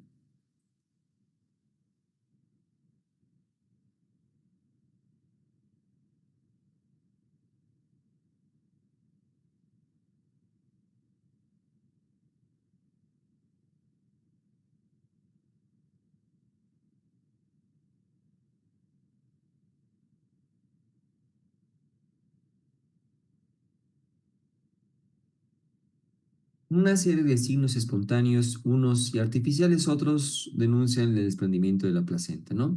Número uno, la reaparición de los dolores, salida de sangre por los genitales, la disminución del diámetro transverso y descenso del útero después de haberse elevado sobre el ombligo, el descenso de una señal, es decir, el descenso de la pinza, La ausencia del ascenso del cordón vaginal, por la vagina, perdón, al elevar el útero sobre la pelvis, ¿no? Y la sensación negativa de palpar el abdomen sobre el fondo del útero al traccionar el cordón. Es el signo del pescador. Entonces aquí el ascenso de la pinza no es el descenso, ¿no?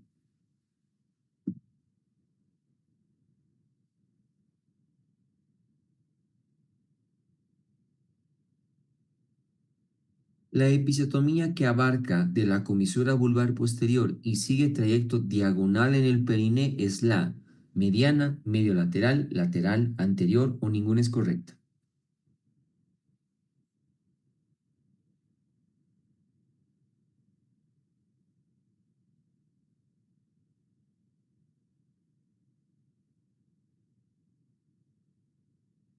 ¿No? Existen tres trazados de la incisión. Mediano es el que se extiende desde la comisura posterior de la vulva hasta el ano, siguiendo la línea del rafe perineal. El mediano lateral, que parte de la comisura vulvar posterior y sigue un trayecto diagonal en el periné. Y la lateral es que nace del labio mayor en la unión de los dos tercios anteriores con el tercio posterior y dirige una forma diagonal hacia la tuberosidad isquiática. ¿No? No se utiliza esta. La que más se utiliza justamente es esta, la medio lateral.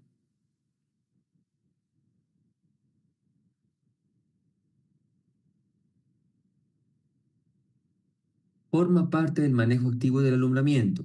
Administración de un oxitóxico en el momento de la salida de los hombros o inmediatamente al nacimiento. Tracción manual controlada del cordón umbilical y seccionado del hígado precozmente. Presión simultánea ejercida desde el abdomen sobre el fondo del útero. Ahí seo todas.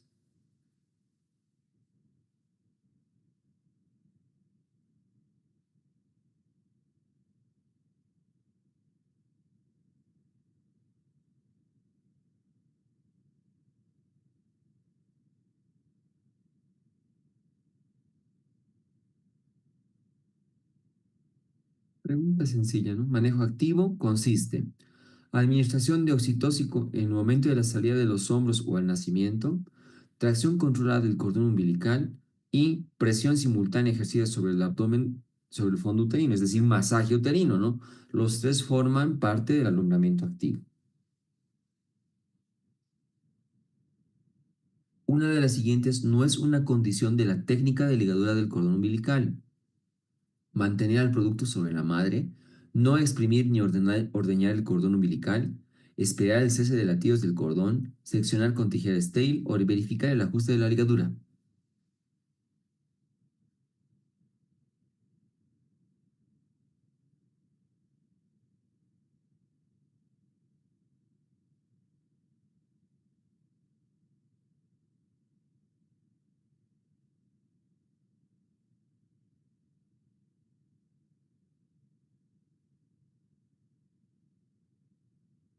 Técnica de la ligadura del cordón umbilical. Mantener al niño unos 20 centímetros por debajo del nivel de la madre.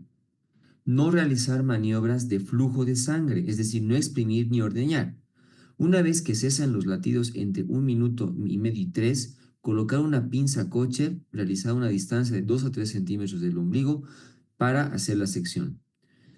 Seccionar entre ambas pinzas con una tijera estéril. Luego de realizar la ligadura definitiva, se retira la pinza colocada junto al ombligo. Verificar el ajuste perfecto de la ligadura, así como mantener la asepsia. No tapar el cordón umbilical con el pañal y dejarlo expuesto al aire.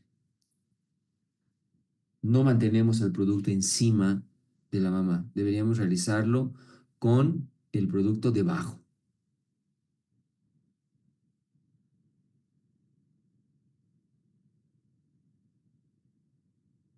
El mecanismo de desprendimiento de Baudelux-Schulz corresponde a expulsión de cara fetal, expulsión de cara materna, expulsión por el borde placentario, procedencia del cordón umbilical o expulsión parcial de la placenta.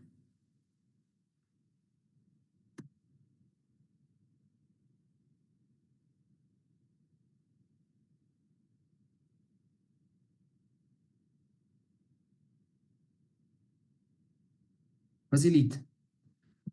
El de Baudelux-Schulz responde al proceso recientemente descrito en el que la placenta inicia su desprendimiento en el centro de su zona de inserción con la consiguiente hemorragia. Esta, al intensificarse, se convierte en un hematoma retroplacentario que determina el desprender la placenta, invirtiéndola y alojándola de su concavidad. La placenta así desprendida y empujada hacia el hematoma descrito, es expulsada en su cara fetal. En el Bowdeluc-Duncan se cumple al iniciarse el desprendimiento en el borde de la placenta y al extenderse hacia el centro de las mismas. Al expulsarse aparecerá primero el borde de la placenta. La pérdida sanguínea será notoria hacia el inicio del desprendimiento antes de la expulsión. Sí, aquí la expulsión cara fetal, Bowdeluc-Schultz.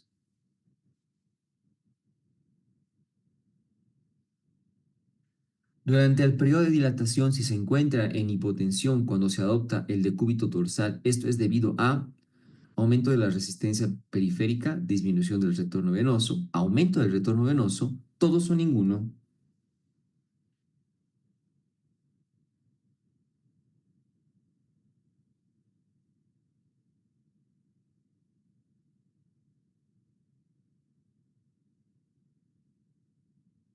Pregunta sencilla, ¿no? La hipotensión sistémica cuando se adopta el decúbito dorsal, ¿no? El 11% de las gestantes presentan al término un síndrome en su forma leva. Esto se debe a una disminución del retorno venoso al corazón debido a la compresión del útero gravídico sobre la vena cava inferior. Disminución del retorno venoso.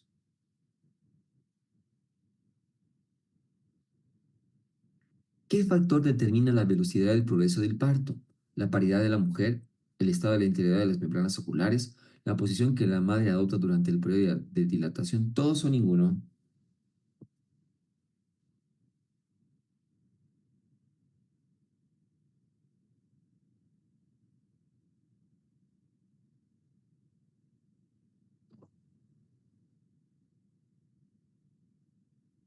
Progreso del parto se sabe que hay tres factores que determinan la velocidad del progreso, ¿no? Estos son la paridad, el estado de integridad de las membranas y la posición que la madre adopta.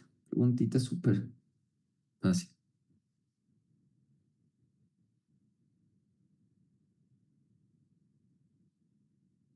Pregunta de examen.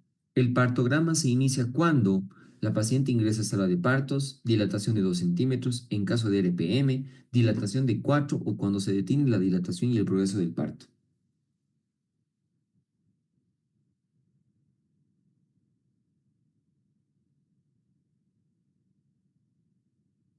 Dilatación de 4 centímetros. La pelimetría interna digital es el método clínico más importante para valorar la capacidad del canal pelvigenital. Se caracteriza por, es mejor realizarla a inicios de la gestación, establece un pronóstico de parto quirúrgico, la introducción de los dedos índice y medio en la vagina busca la parte posterior del coxis, el diámetro promonto subpubiano es el único que esta técnica puede medir, o el diámetro promonto pubiano mide 8 centímetros.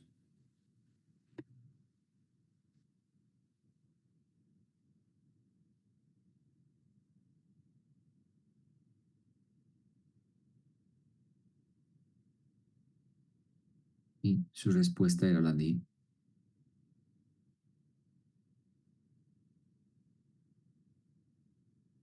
Embarazada de 38 semanas clasificada como parto inminente con alto riesgo perinatal, debemos realizar el siguiente manejo. Referir al hospital y no atender el parto, no emplear venoclisis, atender el parto y posteriormente referir. En caso de preeclampsia, no realizar ninguna acción. En caso de infección, no realizar ninguna acción.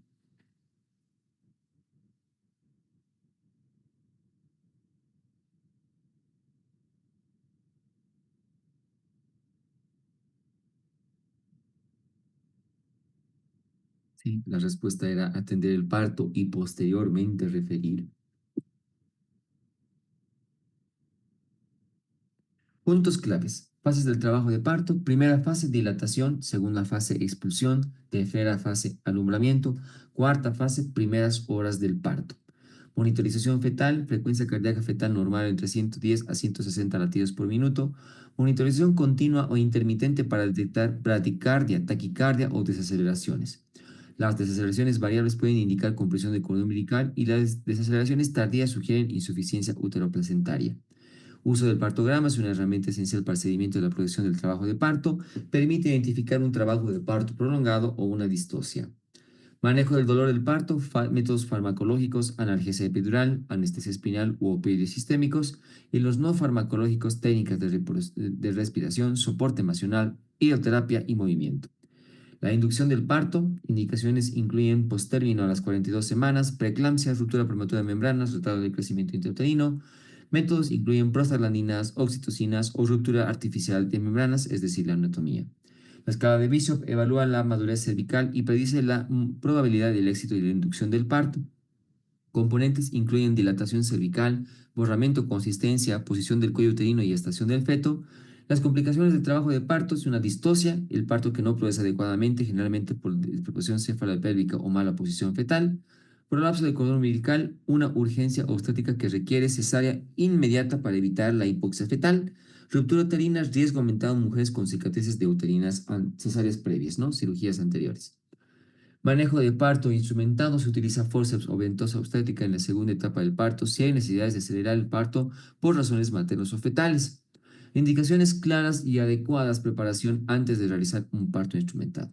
La episiotomía, una incisión quirúrgica en el perineo para facilitar la salida del bebé, reservada en las situaciones de emergencia o alto riesgo por desgarros graves, cada vez menos frecuente en la práctica moderna. Cesárea, indicada en casos de desproporción cefalopélvica, sufrimiento fetal, presentación anómala o trabajo de parto prolongado. Conocimiento de los riesgos maternos y neonatales asociados a la cesárea. Complicaciones posparto inmediatas, vigilancia de la hemorragia posparto, definida como una pérdida sanguínea de 500 en trasparto o 1000 tras cesárea, uso de uterotónicos como oxitocina, misoprostol para el manejo de hemorragia posparto. El manejo activo de la tercera fase incluye la administración profiláctica de oxitocina, tracción controlada de cordón umbilical y masaje uterina para reducir la incidencia de hemorragia posparto, placenta y membranas, confirmación de la expulsión completa de las membranas para prevenir retención de productos de la concepción que puedan causar hemorragia o infección, manejo de la distosia de hombros, maniobras que emergen de la maniobra de McRoberts, que significa la hiperflexión de las caderas y presión suprapúbica, y en casos graves como la maniobra de Zambarielli para la cesárea. Apoyo psicológico y comunicación con la madre. Proporciona un ambiente de apoyo durante el trabajo de parto que es crucial para la experiencia positiva del parto. Explicar claramente los procedimientos y obtener un consentimiento informado para las intervenciones. Pueden sacarle un screenshot a la pantallita para sus flashcards y que ustedes puedan resolver sus preguntas.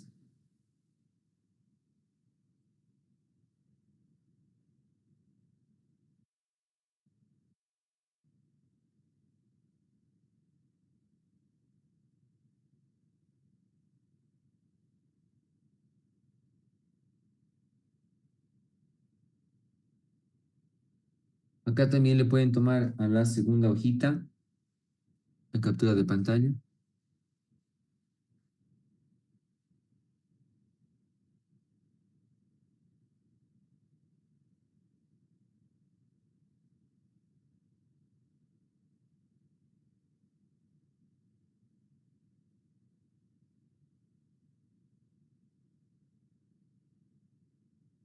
Bien, con esto podemos pasar a las preguntas que ustedes tengan, doctores.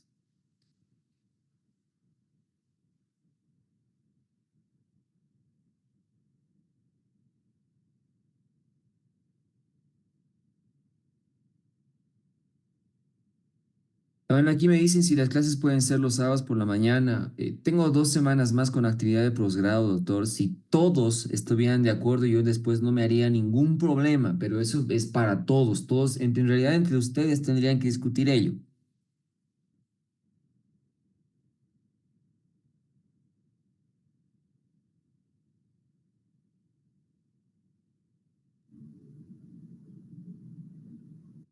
Doctor, el cuarto periodo del parto, ¿cuántas horas dura? 4 horitas.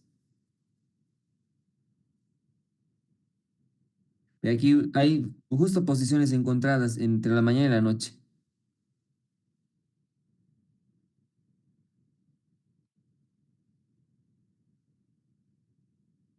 Doctor, buenas noches. ¿Y el periodo de dilatación con 2 centímetros inicia? Así vagamente me acuerdo, doc. No.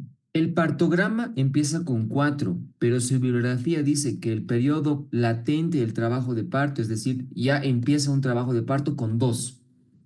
Esas diferencias nada más.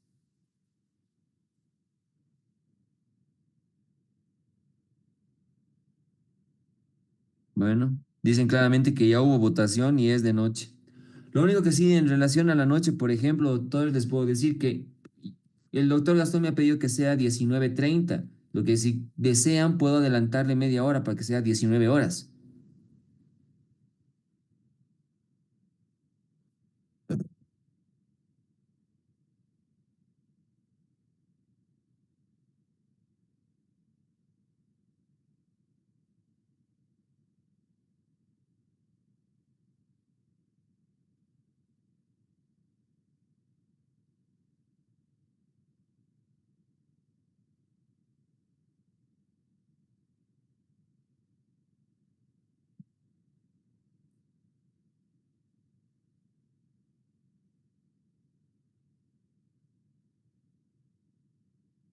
Junto con el administrador, por favor, mañana realicen una votación por si desean que sea 19:30 o 19 horas, porque su horario está 19:30. Pero si es que hay la posibilidad de que se pueda adelantar media horita, todo esto para que no se extienda mucho en sábado por la noche, ya. Doctor, ¿cuánto dura un trabajo de parto prolongado? Que se llama en primigestas el periodo expulsivo más de 2 a 3 horas, dice su radiografía, pero hoy en día es una hora y media hora en multípara. Doctor, ¿a qué se refiere el libro cuando se habla de que el perímetro máximo ha sorteado el estrecho superior? Eso quiere decir de que el diámetro máximo, que es 12,5 occipito frontal, ha pasado ya el estrecho superior. A eso se refiere. Pero que se llama, lo hace no orientándose con ese diámetro, ¿no? Sino reduce el diámetro para que no se vuelva 12,5. Pero si ya pasa, ya encaja y desciende, es lógico que ha pasado esos 12,5 también.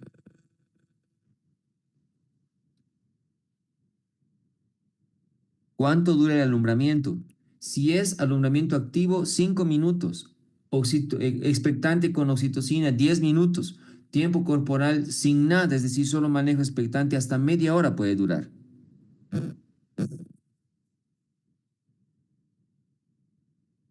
Doctor, ¿puede volver a explicar lo de dilatación del periodo latente de 2 a 4 centímetros? Bueno, su bibliografía dice que el periodo un trabajo de parto inicia con 2 y hasta 4 centímetros es fase latente. De 4 para adelante es trabajo de parto en fase activa. Hoy en día basta que haya modificaciones cervicales y ya es trabajo de parto en fase latente y a partir de 4 se mantiene en fase activa. En placenta retenida, ¿qué se procede, doctor? Dos alternativas: aumentar el masaje uterino y el uso de oxitóxicos. Y si ni así sale, se procede con retención manual. Si ni con retención manual se procede, la paciente entra en acretismo placentario y es referir nada más. Doctor, estas preguntas que resolvemos al final son preguntas que ingresaron en exámenes pasados. No, sus flashcards son un método complementario para que ustedes penetren lo que están aprendiendo, ¿no? La idea de responder estas preguntas es para que haya una evaluación continua.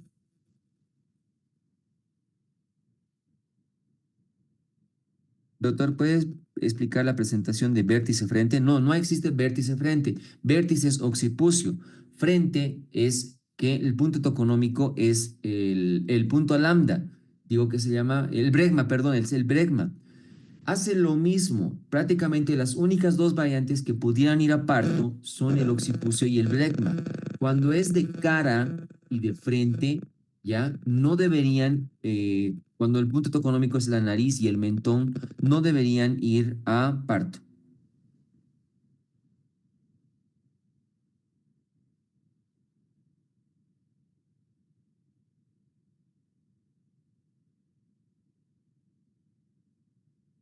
Las que resolvemos con usted, las de selección múltiple. Ah, me refiero. Estas preguntas puede ser que les entren. Nosotros estamos simulando un examen con varias preguntas que nosotros consideramos. Ya les decía yo en la primera clase, cada panadero lava su pan, doctores. Pero por lo menos en ginecobstetricia, el 80% de las preguntitas que nosotros cada año vamos seleccionando, cambiando, ¿no? Reformulando, el 80% han entrado en su examen. Un 20%. Y les decía, Ese 20%, ojo, era porque les han preguntado semiología, que no está en sus acápites de la bibliografía, y les han preguntado anatomía.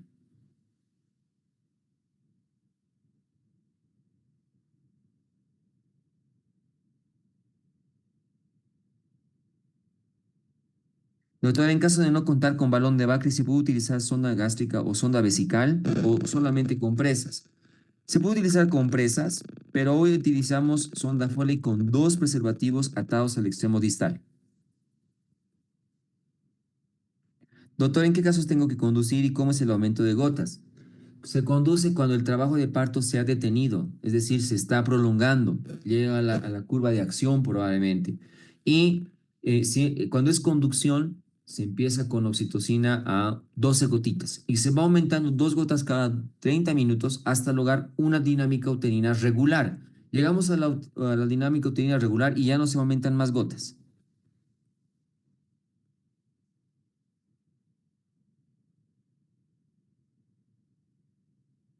Los resúmenes y demás actividades logísticas con el administrador, yo de todos modos voy a hablar con él. Inducción es comenzar el trabajo de parto. Yo le empiezo. Es diferente que conducción, ¿ya? Porque me preguntan, ¿podría indicar la inducción? ¿En qué casos está indicado? En casos de embarazos con una edad gestacional cerca a prolongarse. Ahí es donde más se utiliza la inducción de trabajo de parto, ¿ya? Contraindicado. Siempre que hay un embarazo de riesgo, entre comillas, ¿no? Todo lo que debería terminar en cesárea, no hago inducción. Se puede realizar inducción, esto lo vamos a ver en el tema de embarazo prolongado. Se puede realizar, que se llama con prostaglandinas, se puede realizar con prostaglandina sintética, misoprostol, ¿ya? Eso es lo que dice su bibliografía. ¿Cuál es la diferencia entre inducción y conducción? Inducir es empezar, comenzar. Conducción es ya empezó y yo lo dirijo.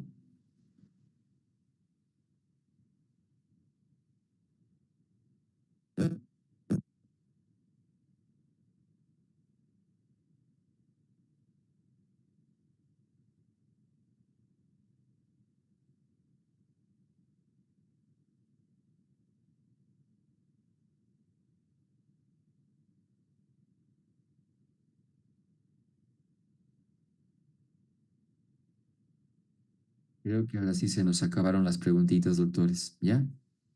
Para mañana revisamos tanto puerperio fisiológico como puerperio patológico. Las diapositivas, como les manda siempre su administrador, les van a mandar durante la tarde, ¿ya?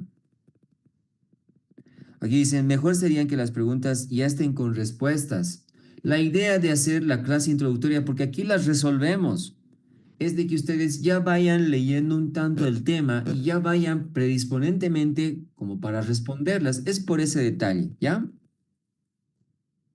La dosis de misoprostol en hemorragia postparto es 800 microgramos, es decir, 4 tabletas. Aquí me preguntan dosis de misoprostol en hemorragia postparto.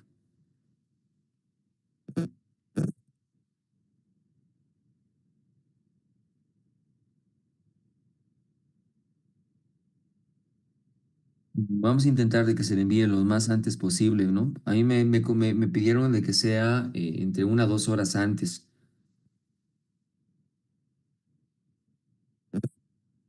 Alguien pregunta si por vía vaginal los 4. No, en hemorragia postparto se utiliza la vía sublingual y la vía rectal, no se utiliza vía vaginal.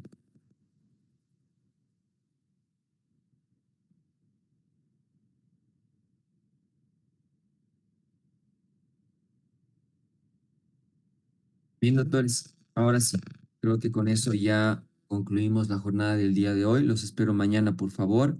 Si es que de casualidad algo hacen votación entre ustedes, pónganse de acuerdo para hacer media horita antes de las 7 de la noche. 7:30 diré, o sea, si es 7, avisen. Si no, tal como está estipulado, 17:30, los espero, ¿ya? Tengan muy buena noche, cuídense mucho.